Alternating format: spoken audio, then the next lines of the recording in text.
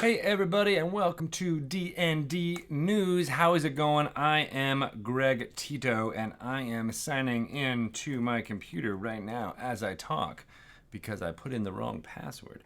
Hi, it is Tuesday, October 15th, and I'm here to drink some coffee with all of you and talk about the day. How are you? How is your weather in your area? Are you awake, caffeinated, and ready to see all of the wonders of Dungeons and Dragons that are being broadcast to you live from the Twitch channel?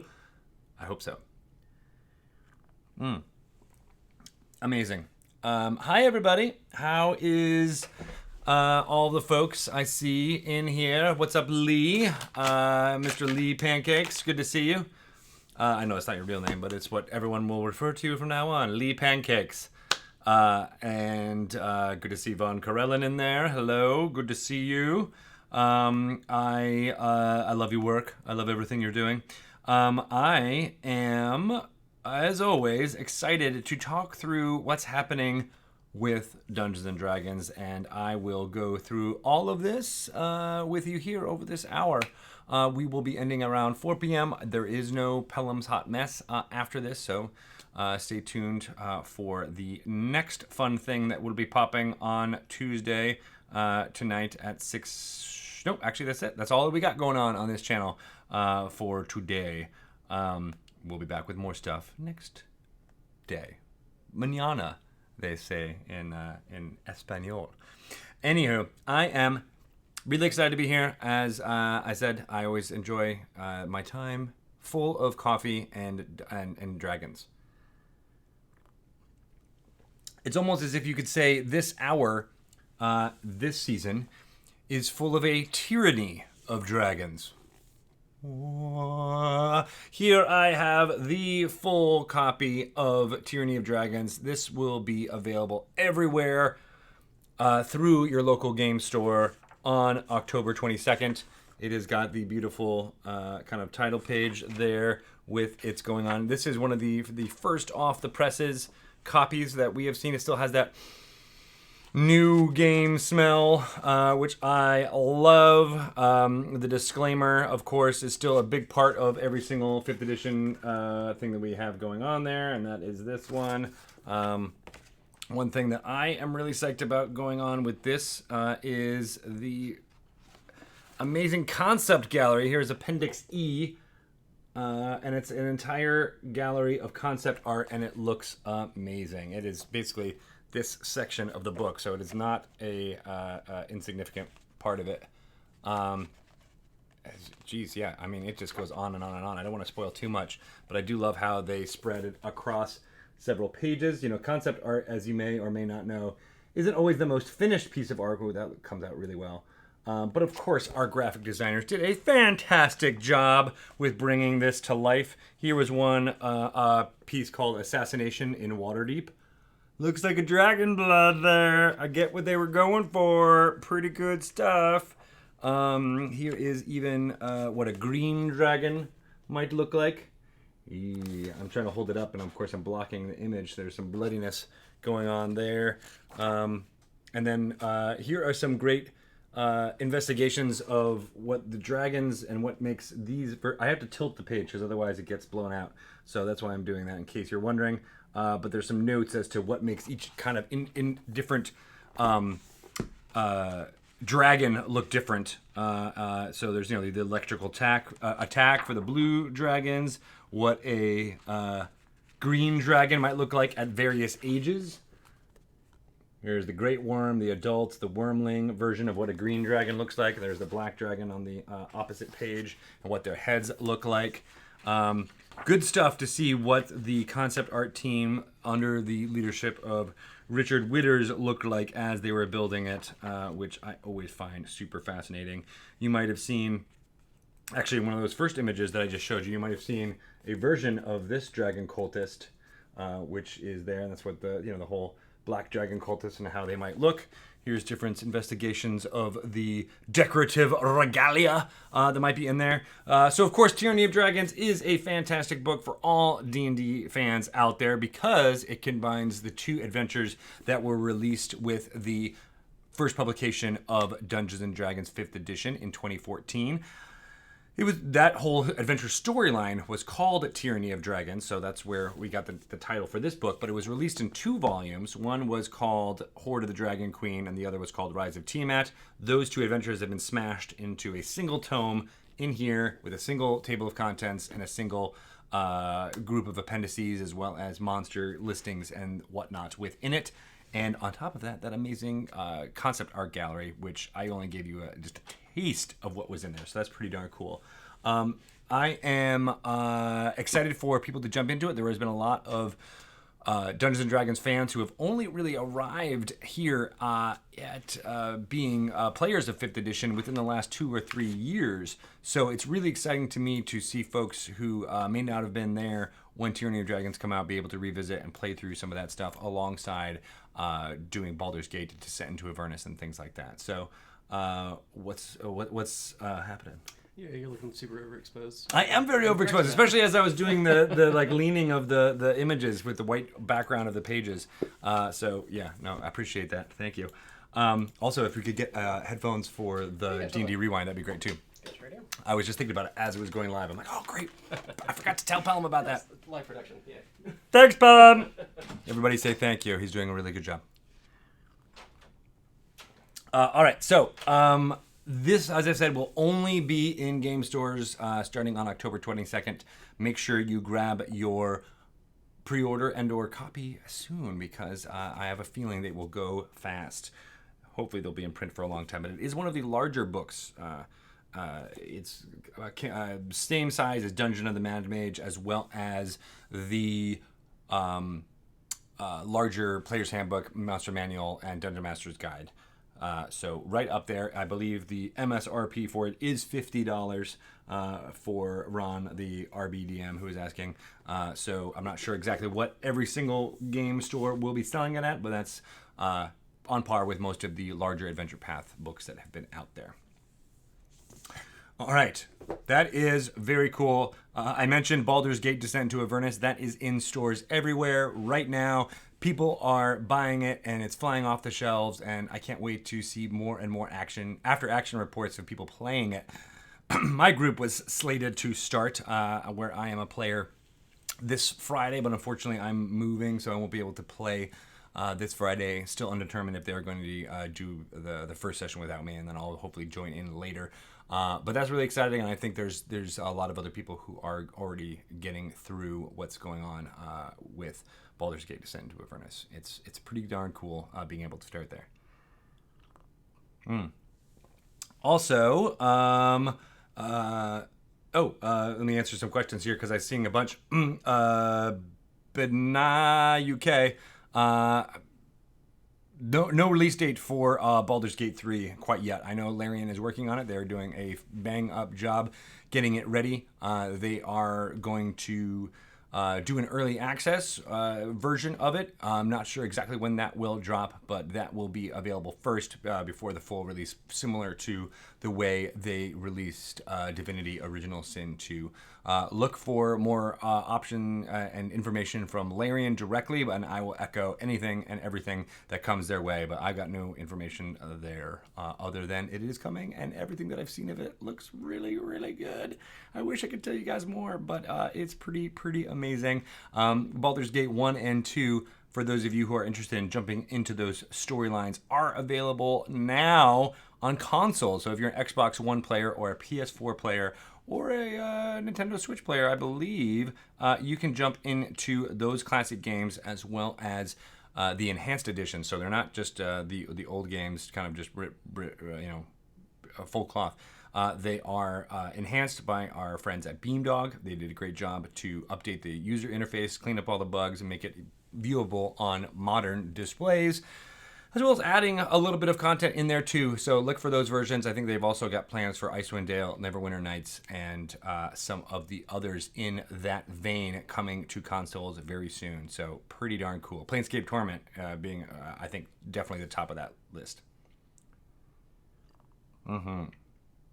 That's great. I'm so glad so many people have picked that up. It is really interesting to be able to play those that used to be such a PC, stalwart in the early 2000s there, having them be able to be playable on a Nintendo Switch that you hold in your hands seems mind-blowing, but I think it is very cool. And then, of course, as Jack is mentioning here in the chat, the collector's editions will be coming in December, and those are also chock full of amazing stuff. So I hope you are able to pick those up when they come out.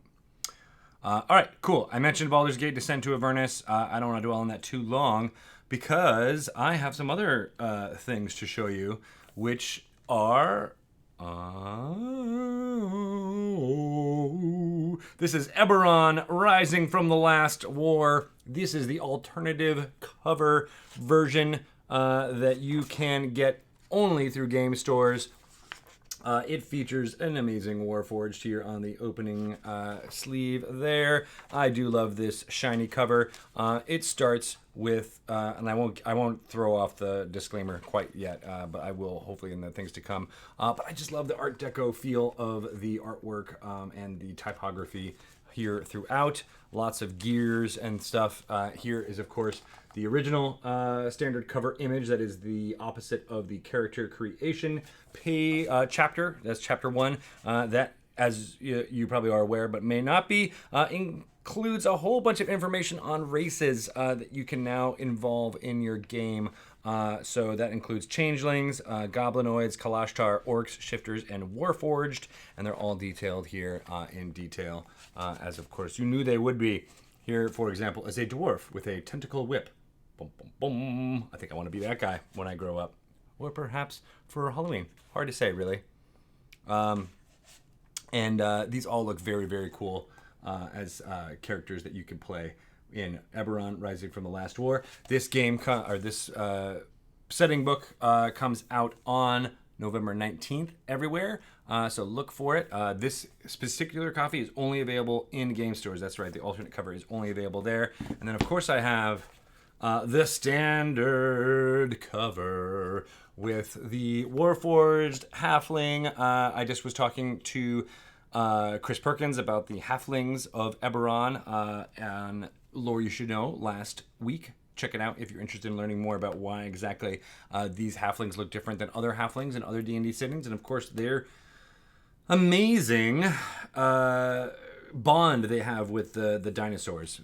Good stuff all around there. This cover will be available everywhere, including how you pick it up in digital form. Not only does it contain most of the information on the major continent of Corvair, but there is a little bit of information on the continent of Zendrick, as well as tons of fun stuff and new artwork that I really enjoyed that show off a more modern interpretation of fantasy, or at least more modern themes. I love how the call-out text is of little chronicles or newspaper clippings that could be very important and evocative for your players. There's also some really beautiful character work here in this artwork. Here's one of the ruling Prince Orgev Ir-Weinarn of head of state, and I think that all looks really, really cool. This also comes out on November 19th. Look for that everywhere. I'll be doing more and more information, maybe even some more previews of what those books look like in the weeks to come. But check out the Dragon Talk podcast, as well as the live stream for more information about the lore behind Eberron, as well as when, what exactly sets it apart from all the other D&D settings that are out there. Let's see. Does it have a pull-out map?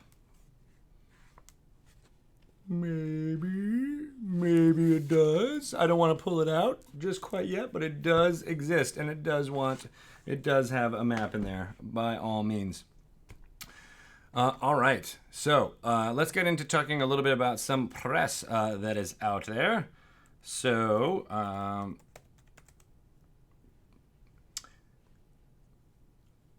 we've got, well, first off, I want to show off a really cool a review from my friend Gavin Sheehan at Bleeding Cool.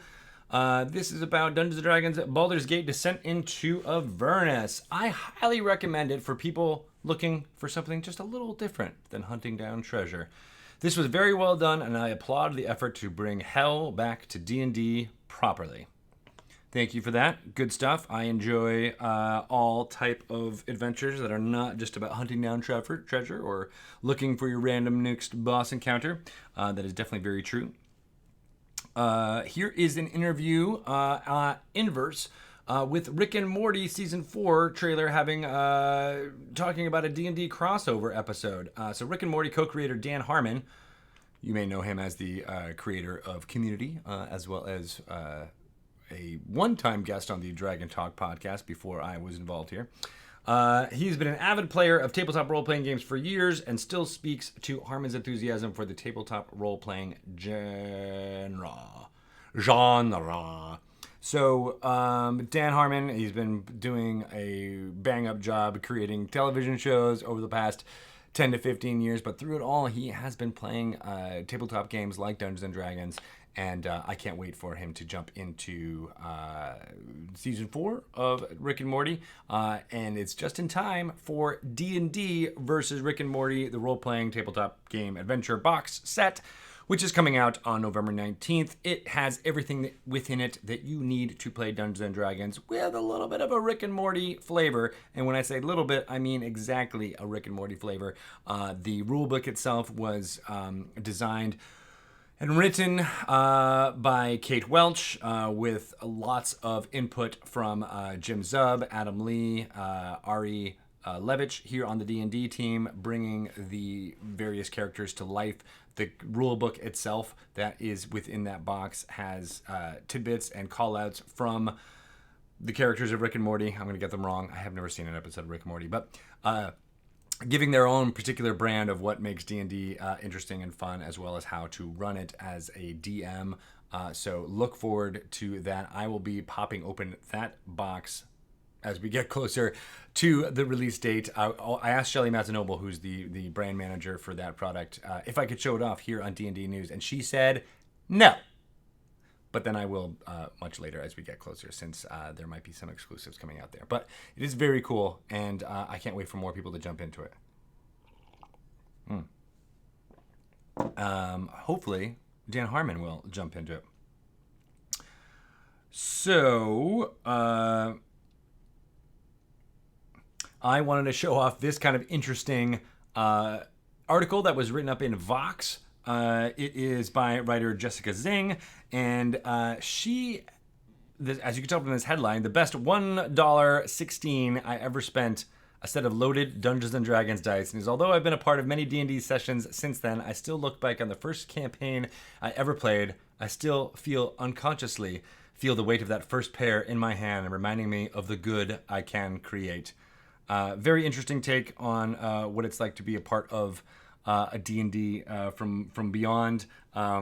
The interest in dice is not, how should I say, perhaps well placed, but a set of loaded dice is pretty interesting. I don't know if that's ever going to be okay, but I think back in the day there is a lot of stuff that was going on within the early dice that were not necessarily random, I guess you could say, and then certain players could take advantage of that. I don't know if that's exactly what she is going on about, but it was a good headline and a good image, and I hope you delve in and see what that it's all about. I think they were loaded for low numbers, is what she's trying to say, but I think it ended up being a really fun experiment in everything. I've also been seeing a ton of stuff about folks who are realizing that Dungeons and Dragons is now a larger force for good than it ever had the relationship, with the public in the past. And there was a recent PBS video that highlighted, which honestly went a little bit too far into the moral panic stuff of the 80s before it turned it back into what's great about Dungeons and Dragons in the present age. So I didn't want to highlight it here, but it is of interest and I think ironic for a lot of people. Not necessarily ironic, but just it seems in a contradiction of everything that we grew up with in the 80s is now being lauded as one of the amazing things about Dungeons and Dragons is how it allows you to play face to face with your friends. You're imagining, you're getting together and not losing that sense of play that many adults do. And then it's how great it is for kids as well to bring it back. But that's not how it was talked about back in 1983. I can tell you that much. So it is very interesting to see it all happen now. Some other fun things that are happening are D&D in Brazil. So our partners there in distribution, Galapagos Hogos, are really excited about the Brazilian Portuguese version of Dungeons & Dragons 5th edition being published. That will be starting yesterday, Monday, October 14th. So that's really awesome. I can't wait for more people to jump into that from our friends down in Brazil. If you want to find any more information about that, jump into it at the link that you might be able to find there in the chat. We are also excited to be at a new convention for us in the Italian city of Lucca. There is a huge festival there called Lucca Comics and Games. It is touted as the largest Comic-Con in the European Union. And it is going to have tons of Dungeons & Dragons activations going on there. The main one that people should be really excited about, and if you're going to Lucca, I would encourage you to sign up for if you can. It's called Devil Deals, and you will be able to interact with a devil, perhaps for good or for ill. There is a bit of a treasure chase or a... a scavenger hunt type of activity that would be going on in the city of Lucca. And one of the coolest parts about this city is that it is a walled medieval city, so it already has this wonderful fantasy D&D feel about it, just being in the location itself. And we're going to take an advantage of that by sending fans to be able to go to different locations within the city and get some clues and information. You'll eventually come back to a dungeon in the wall of the city of Lucca where you will have a confrontation with a devil, and I won't know exactly how that confrontation is going to go, but you will be able to figure it out. And then also happening within that dungeon is ton of D&D epic play. So the Adventurers League is there in full force. There will be Dungeon Masters who will be playing D&D sessions all weekend long there at Lucca. So the hope is that we will loop in a lot of Italians or folks from the European continent who may be interested in Dungeons & Dragons but haven't had the excuse to jump in and play. And hopefully by participating in the Devil Deals kind of activation, they'll be inspired to roll some dice and get into a role-playing group during the convention itself. Beyond all that, there is some live shows that will be going on that will be broadcast live here on twitch.tv/DND, as long as they're not in conflict with any of our other programming, which I don't think they are.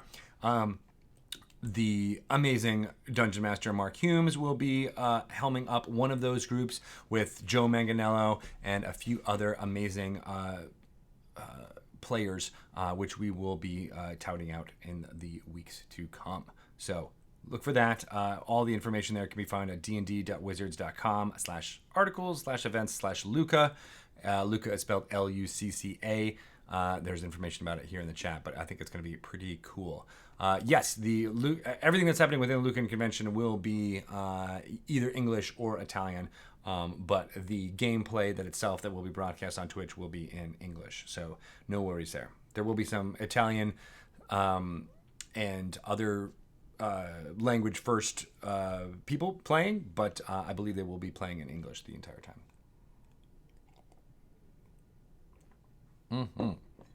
All right. We are getting into a couple of minutes where we'll be showing the D&D Rewind for this week. But I am hearing some questions here in the chat from my friend Hanselman about whether there will be an Extra Life live stream, and I believe there will be one that I am participating in, but we are going to, I believe, record it ahead of time. So it will not be something that you can watch live, and that was mostly just due to scheduling during the time that we'll be having a lot of Extra Life programming. Dungeons & Dragons participating in Extra Life for the 7th time this year. We have raised more than $500,000 over that time, and our goal is to raise even more for the kids. The whole point of Extra Life is to contribute funds to the Seattle Children's Hospital, which is a member of the Children's Miracle Network. And these programs and these hospitals just need more funding so that they can, help support healthcare for children, some of which who can't afford it, and to make their stay in the hospital as easy as possible. It's never nice to be a kid who just wants to play and run around and have to also deal with the hardship of an injury or a disease slowing you down. And so the Children's Miracle Network provides all types of programs to try to make their stay at these places as enjoyable as possible, and we love that and want to help it make it good going forward. So there's lots of ways that you can contribute. Extra Life is a good cause, as Lauren Obo Crazy says in the chat right there. There are many ways that groups within the D&D community who have been driving funds towards Extra Life, and I would love for you to participate and drop a few bucks to them wherever they can. The D&D team is ever growing, so if you're just wanting to raise money within your community, you can do so as well by joining the Dungeons & Dragons team on Extra Life, and or contribute to one of your favorite influencers or streamers or staff members here at Dungeons & Dragons to potentially, get the word out more about what is going on with Extra Life. There's a whole page. Go to extralife.org/team/D&D. You'll find out where we are on the standings. I believe we're pretty high up there as far as groups go for the amount of money raised this year. We don't usually end up at the top just because there's a lot more groups who do a lot more targeted messaging around the beginning of November. But we are always up there. So hopefully we can drive more and more donations from this amazing community who wants to make the world a little bit better for patients of hospitals within the Children's Miracle Network. All right.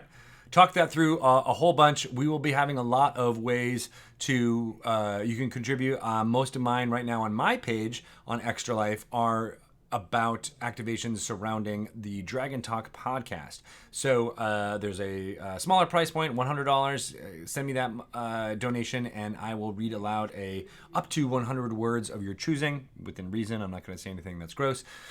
You can use that to give a shout out to your gaming group or give a high five to your DM for something awesome that they did. Whatever you want to use that for, I will read live on the air during a Dragon Talk live streaming. There are other higher price points on there for you to be a call-in guest in which me and Shelly will interview you for the podcast. Or if you want to splurge, there is $2,500 up there donation, and you can be a guest here at the D&D offices.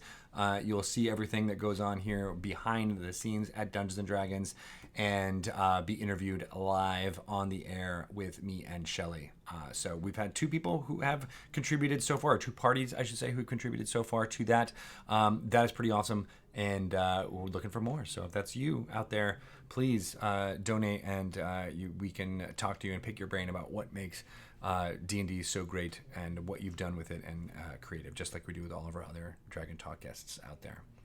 Cool. All right, so now is the time for us to watch the weekly video of D&D Rewind. I've got some more stuff coming up that I want to show you after this, but for now, let's see what's happening in this week on twitch.tv/DND.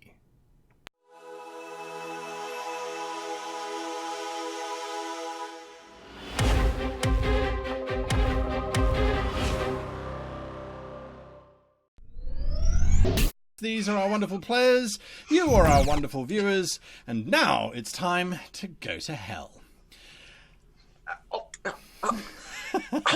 I feel like we should be saying, what? Yeah.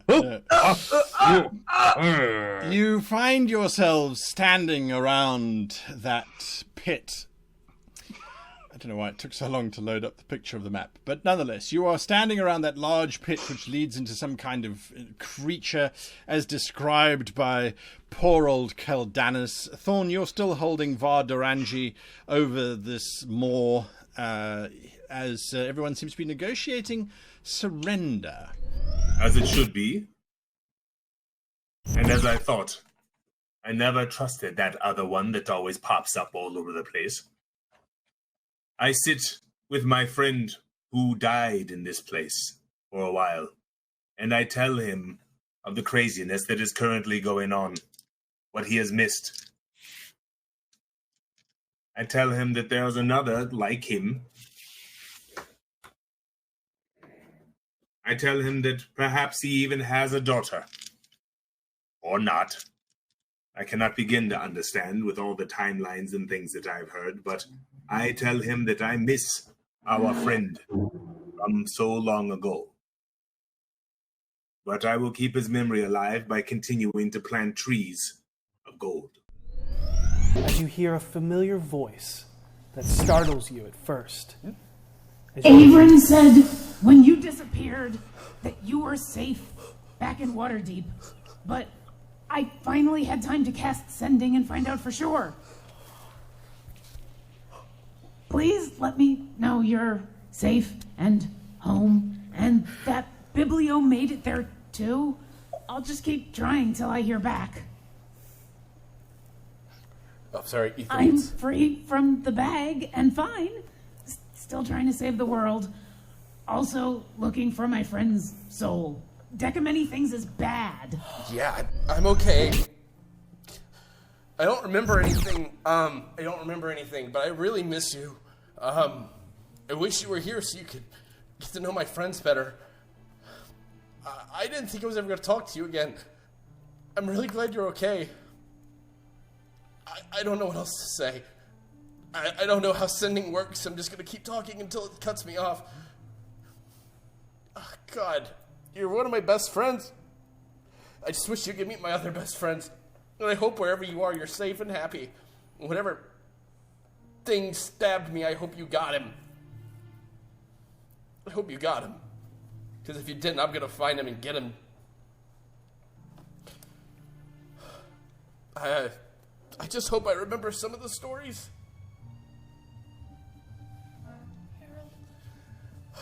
God. I wasn't just gonna go over and take his hand. I can't imagine. I don't know if I've ever truly witnessed or heard good music. Oh, my dear. Well, what they've told me from town to town is that they love me. So I'm positive that my music is lovely. Just as you are, my darling. As you are. What did you say your name was? Vergus? Verga? Close enough. Who cares? Oh, so charming. Is that a common name? Yeah, maybe. What matters is I know your name. But I've already forgotten your last name. I'm sorry, dear. It's just with meeting so many people, it's so hard for me to keep track of all the little names that I come into contact with. Here's the difference between all of you and me, okay? Before I joined my guild, I wasn't a good person. My guild made me better. The Boros took a violent, angry, misguided young Minotaur and it gave me purpose. So I can't stop being Boros. I know that Ravnica's gone, but it's part of who I am. And all I can think about being here is that this world needs a little more of that.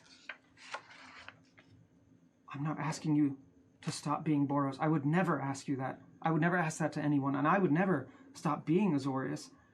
I wouldn't. It's in my blood. It's who I am. But I am going to ask you to stop being stupid. This is not a good deal.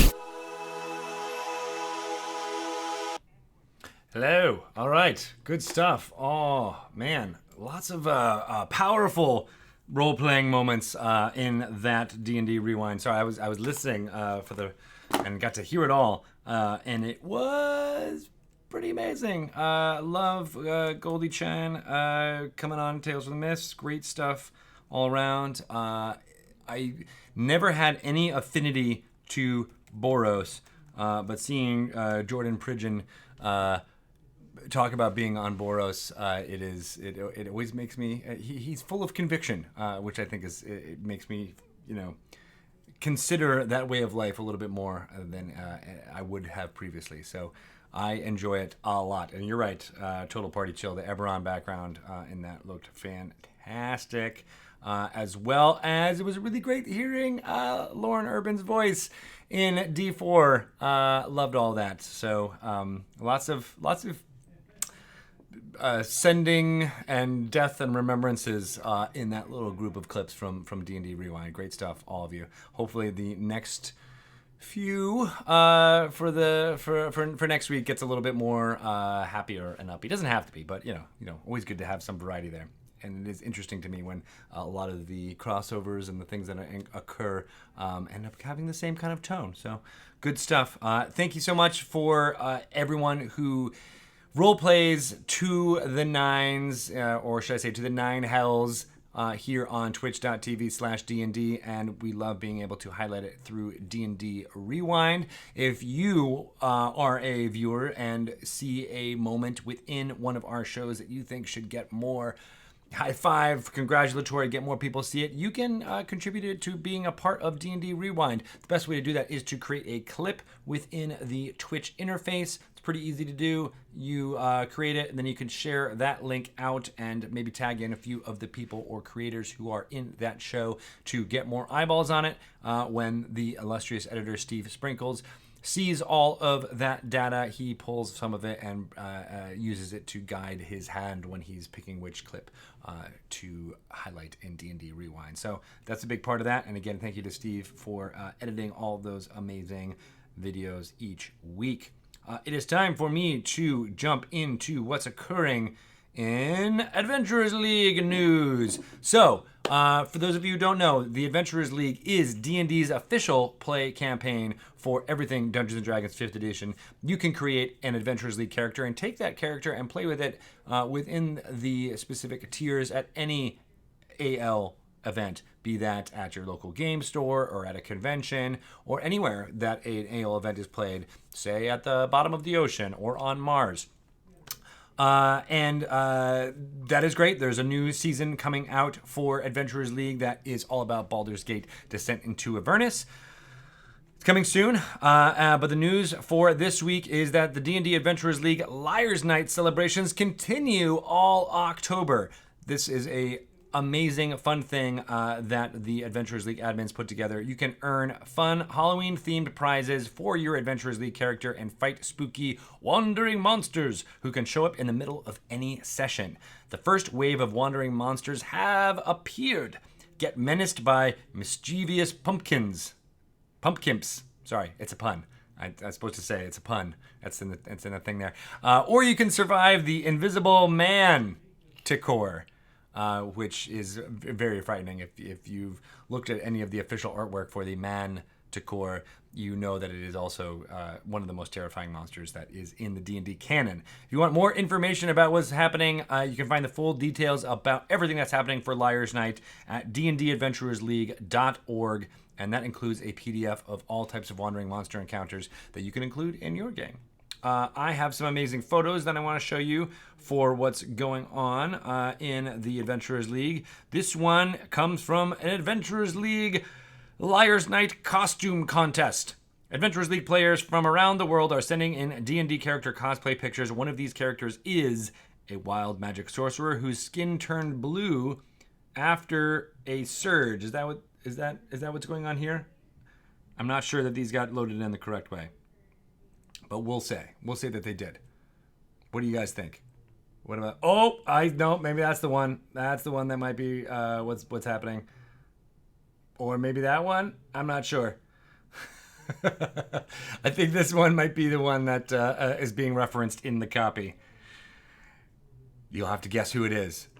I'm not sure, but good stuff. Send in some more fun D&D photos from your AL group, and you can send them in to community@dndadventurersleague.org. And I'll give you a group shout out here on D&D News. Include a blurb about what's going on, the location, as well as who is in there, and anything within reason you want to shout out. I will do so. So bring it on, make it happen. More photos is always a good thing. I love highlighting everything that's going on with Adventurers League, and we'll be doing more of that in the next months and year to come. So pretty good stuff. All right, so Dungeon Masters Guild. I don't think this is right either, but I will let you know. So the DungeonMastersGuild.com lets you publish your Dungeons & Dragons 5th edition creations for fun and some profit. It's the only platform where you can publish adventures and supplements with the Forgotten Realms, Ravenloft, Ravnica, and other Wizard settings, heroes, and more. And we are going to continue spotlighting the fun, spooky D-adventurers that are coming onto the Dungeon Masters Guild. It is October after all, so horror and or spoopy things are part of what goes on in this month. So this one is new on Dungeon Masters Guild. It's called Step Right Up, a milk-themed carnival horror adventure. Yeah, that's the cover right there. This milk-themed carnival horror adventure. Milk-themed. It is milk-themed. That's one way to make, what everyone thinks of as a creepy carnival. The carnies, they got small hands, smell like cabbage. That makes it even creepier when it's only milk-themed. I guess that is very true. Over 15 two-part attractions from which the Dungeon Master can construct the perfect carnival to challenge and interest their players. There's 10 new monsters, 5 new magic items, monstrous milk options to make existing D&D monsters the cream of the crop. There's printable handouts for your players, and there's even tips in this PDF on using horror more effectively in your tabletop role-playing games, which is always cool. One thing that's not cool, though, is that this contains a lot of dairy puns, as you might guess from the milk-themed right there.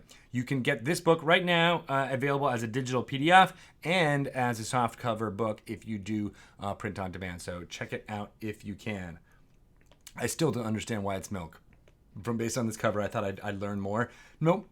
I don't know. So I'm going to have to jump in and figure it out, and I'll give you exactly what's happening with that soon. Hopefully soon. There's some other fun stuff that I want to go over.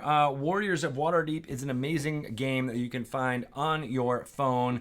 It is kind of a tactical RPG where you recruit members of your party, and you can go through dungeons, picking what you do with each one of the characters. There's warlocks, there's bards, there's fighters, and all that fun stuff. And you can download it for free and jump into whatever is going on. I'm struggling because I'm trying to find exactly where the video is here, and let me try to show it for you right now. I think this is the right one. Are you guys ready? You want to see a trailer for some new content that's coming to Warriors of Waterdeep? Hell yeah! Or not hells yeah! All right, here it is. 1, 2, 3, go.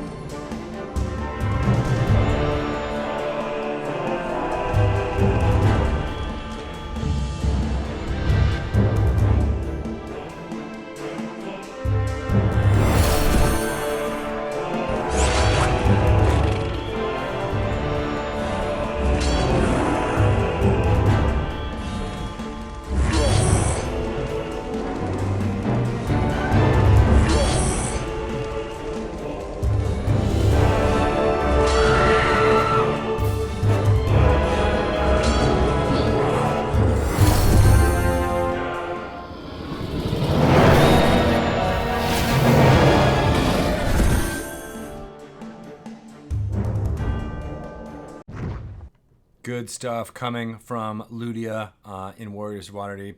I have been playing that game off and on for the last year or so, and I enjoy it thoroughly. It has that type of strategic tactical brain where it's really fun to see how far you can get with your party before you all inevitably get dead. But it is a really nice way to do some light touch D&D tactical play as you're waiting in line or doing other stuff. I really enjoyed it. So here they are with some really great new content that's coming out, and you should check it out if you want to get that fix for sure. All right, I wanted to show you guys some other fun product. As I just throw it behind me. Hold on one second. I'll throw it back to me. Ready? 1, 2, 3. Da, da, da. All right, so this is a new pack coming from WizKids. It is part of their Icons of the Realms Monster Pack Village Raiders. At first I was like, wait, is this just another Xanathar type looking thing? But they just used the monster manual artwork on it. But it is a whole bunch of monstrous creatures, goblins, goblinoids, werebears, and whatnot that you can use if you're just like, hey, I just need a whole bunch of monster minis. There's on the back here. Devious goblins, terrifying orcs, horrifying gnolls represent some of the most iconic foes. These high-quality figures bring an exciting new dimension to your adventures and allow you to create an endless variety of encounters for all of your campaigns. I like this. It's a little mini set. You can, kind of bolster your minis collection pretty quickly. You know exactly what you're going to get. These are available now, I am told. So go to your local game store, try and pick these up. They are pretty darn good. All right, some other stuff that I wanted to pop open and let you see. What is this? What could be? Could it be some textiles? Well, it just might be a textile. Da, da, da, da. I do like this shirt. I was going to wear it, but it's only a size medium, and I didn't think you guys wanted me busting out of it anytime soon, Hulk style. Or maybe you did. That's a different show. But this is pretty cool. I like the retro-ish while also still being modern enough to be pretty cool. And, you can't go wrong with a black t-shirt, right? So check these out. This is from BioWorld. So I can't really tell you exactly where you can find them. But you can start on their website. You might end on their website. I'm not sure. But it is very interesting. And I want more and more D&D apparel getting out there in the wild. So look for it. Speaking of which, there is a bunch of fun stuff that's coming, and one of the ones I want to highlight are these D&D leggings that are coming from Bangarang. I don't know much about where you can get these, but I'm told that they will be available October 25th. So a little sneak peek of the new colorations for these D&D leggings. I was trying to find some in the office here so I can try those on as well. I couldn't find them, but I will find some copies and I will put them on. And I didn't realize that I actually had this much depth to play with for D&D Live, or for D&D News. So I will be doing that definitely going forward, maybe with a kick line or something like that. It's gonna be a thing. But actually, as I'm saying that out loud, and I'll give you guys the information. We're not going to be broadcasting D&D News from this exact location next week. It will be a different location that is about 20 feet that way, maybe 30 feet that way. Different room, a little bit different setup. It'll be black in the walls, so we'll got to figure out exactly how we're going to display stuff behind there, but it will be very different. And hopefully there will be still room for me to do a kick line with those leggings on. All right. I wanted to highlight this. This is the first copy that I've been able to see in the wild of the third Young Adventurers Guide book coming from our friends at 10 Speed Press. These books were written by Jim Zub and Stacey King, and they are a great way to get people involved with Dungeons & Dragons. There are new artwork within them, the small form factor. And Dungeons and Tombs is this third one, following on the footsteps of Wizards and Spells. No, actually, we haven't done Wizards and Spells yet. It was, here now I'm going to get them wrong. I forget what they were. It was Monsters. There was a Monsters book. Yes, sorry. Monsters and Creatures and Warriors' Weapons have already been out. This Dungeons and Tombs will be out November 26th. So it is, again, a small form factor. It gets folks who may not know exactly what's going on with Dungeons and Dragons to get the basic concepts behind it. They're designed for not necessarily young readers, but newer readers. So that means that you can give it to your kids, and they will hopefully devour them as much as my kids have. So here is a spotlight on the dragon's hatchery. Is that a dragon's egg I see down there? Why, yes, it is. I love that they did all new artwork for these books. Here is another one. It's an encounter with Blackcloak's bargain. Here is some information on the bestiary within the dungeon. Here's the Iron Golem. Fire absorption is one of its special powers. Created in the blazing heat of a forge, iron golems are not only immune to fire damage, they can actually heal when attacked by flames. See, that's the kind of information that kids need to know. And it's coming right here in book form. I love it. Lizard folk. What are some of the special powers of wizard folk? Wizard folk? That's different. Wizard folk. What are some of the special powers of wizard folk? Anywho, I love that, you might read the monster manual entry from that, and there's a lot of information, a lot of things to parse, but there's not the, what's the most important thing you need to know about this monster when you're going to encounter it in the wild, right? So, special powers. Lizard folk can go without breathing for 15 minutes, enabling them to fight underwater and resist attack by poison gas. Yeah, all right. It's all in kind of call out form, right? And I love this. Here's Here's what to do. Here's a little simple what to do when you encounter them. All right. Watch the teeth. Don't be so distracted by the lizard folk's weapon attack that you don't notice them lunging for a bite of your tantalizing flesh. Don't do this. Don't get in their way. Lizard folk are great hunters. If they're tracking prey, you don't want to give them a reason to switch focus. Another thing not to do, don't assume they're simple. Tribal communities often do things in ways that others are not used to, but that doesn't mean they're unsophisticated. Every community has its own systems and culture. I think that's very important when delving into what's going on behind certain enemies in Dungeons and Dragons. Mimic. Sometimes the mimic is the hardest thing to get across to a person who is just coming into Dungeons and Dragons. So I think this is going to be really great. And I love that they focus on all kinds of monsters that you will really only find within Dungeons and Tombs.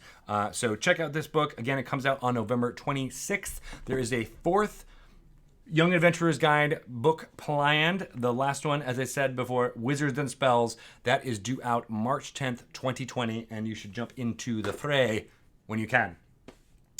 All right, last thing that I'm going to highlight before I get going, and that is these marvelous miniatures. So these are also from WizKids. You might remember there was a pack-in earlier this year. Was it really just this year? I might have been. The Kraken, and it looked kind of like that. I had those tentacles out there. They might have been in my nose at some point. But this is the unpainted version. So you can get this version from WizKids. It is available right now. And you can paint it to your heart's content. Make it look exactly how you want it to. It is a big boy, as Ramen Menu says there. It is not small. It's got the little shrilly tentacle kind of things there. It comes with a boat. As well as I said, all the individual tentacle stands and or individual miniatures that you can use and bring to life. So really good stuff. I want you guys to look for this, and there will be more and more things like this coming from WizKids soon. So I'm really excited about it. And if you send me pictures on Twitter, I'm at Greg Tito on Twitter. If you're interested in following me.